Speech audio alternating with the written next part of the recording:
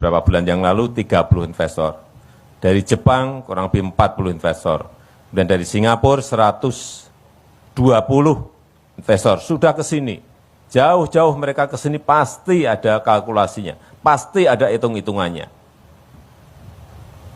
Kemarin juga baru saja dari Uni Emirat Arab juga datang. Setelah datang langsung nemuin saya. Artinya apa? Tertarik. Tapi jangan dari sana dulu. Investor di dalam negeri harus didahulukan. Kalau enggak, nanti pasti saya dikomplain. Pak, di dalam negeri ini yang punya duit banyak, Pak. Ngapain cari ke Singapura, ke Malaysia, ke Korea, ke Jepang, ke Uni Emirat Arab. Di sini banyak yang punya duit, Pak. Pasti ada yang berbicara seperti itu.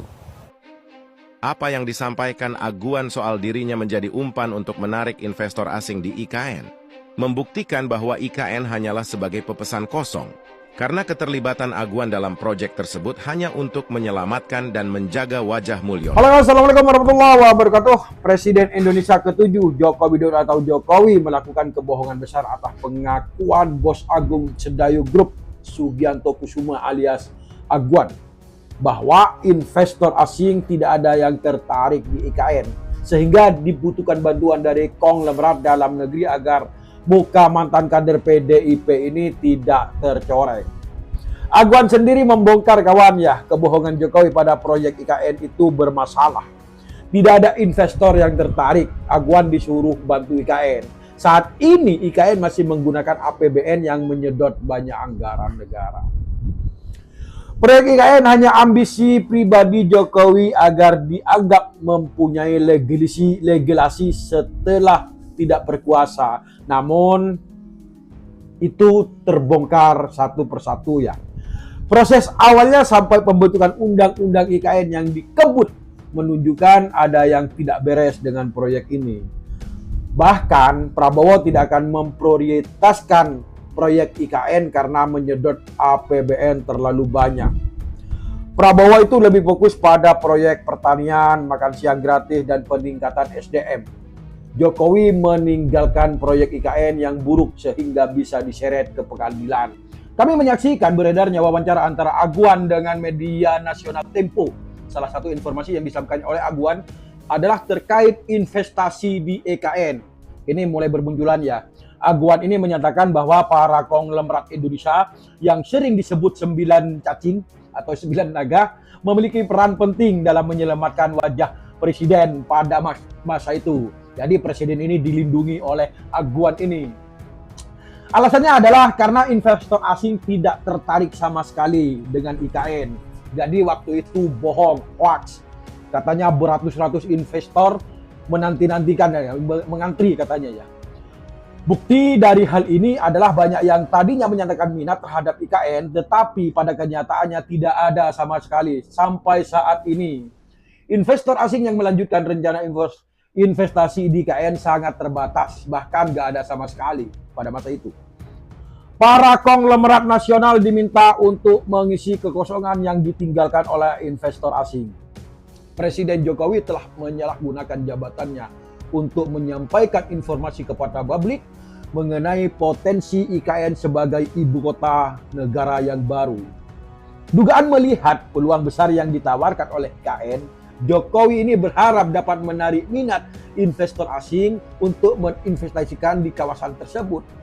Namun ada kekhawatiran bahwa informasi yang disampaikan mungkin tidak sepenuhnya akurat dan memerlukan verifikasi lebih lanjut, atau bisa dikatakan itu adalah berita bohong, itu hanya hoax belaka. Jadi pada waktu itu memang Pak Jokowi ini untuk supaya warga itu mengenang Bapak Jokowi pencetus IKN, itu menurutnya. Jadi mulai dikenal. Pada masa jabatannya, Jokowi ini pernah menyatakan bahwa ada ratusan investor yang tertarik untuk membeli tanah di IKN. Namun kenyataannya sampai saat ini belum ada investor asing yang benar-benar membangun proyek di IKN. Sebaliknya, anggaran pendapatan dan belanja negara atau BPN terus dirampok untuk membiayai pembangunan IKN.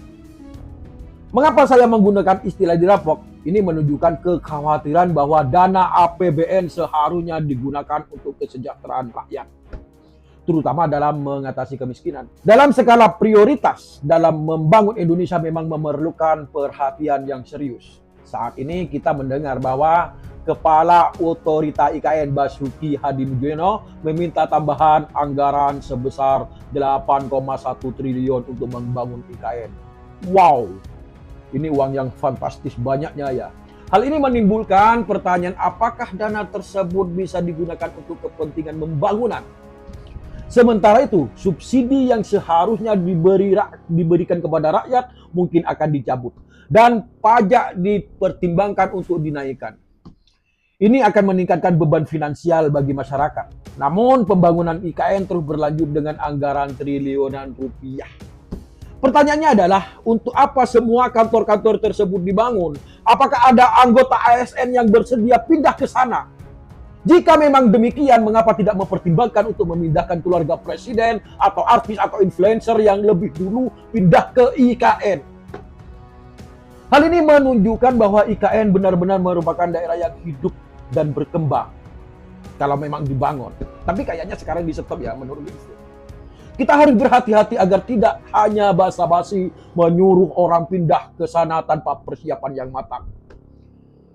Saya berharap pengajuan 8,1 triliun ini tersebut tidak disetujui oleh Menteri Keuangan Sri Mulyani. Lebih baik jika prioritaskan kepada kesejahteraan rakyat terdahulu. Itu menurut saya. Wassalamualaikum warahmatullahi wabarakatuh.